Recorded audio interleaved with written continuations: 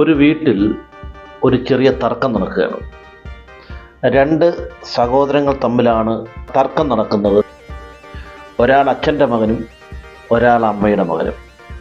അങ്ങനെ അമ്മയാണ് കൂടുതൽ കഷ്ടപ്പെടുന്നത് എന്ന് ഒരാളും, അതല്ല അച്ഛനാണ് കൂടുതൽ കഷ്ടപ്പെടുന്നതെന്ന് മറ്റൊരാളും. എന്തായാലും ഈ വിവരം അച്ഛനോടും അമ്മയോടും ചോദിച്ച് മനസ്സിലാക്കാം എന്ന് രണ്ടുപേരും തീരുമാനിച്ചു.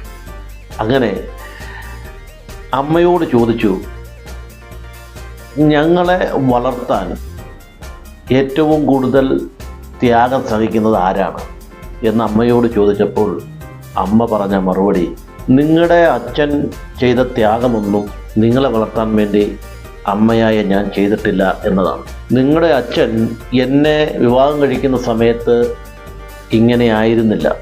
ഒരുപാട് ആഗ്രഹങ്ങൾ, ഇഷ്ടങ്ങൾ, താല്പര്യങ്ങൾ ഒക്കെ ഉള്ള ആളായിരുന്നു.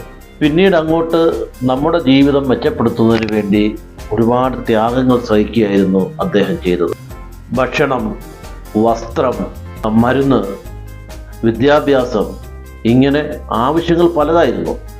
ആ അമ്മ മക്കളോട് പറഞ്ഞു, അച്ഛൻ്റെ വിയർപ്പാണ് ഞാനും നിങ്ങളും ഈ കാണുന്ന കുടുംബവും.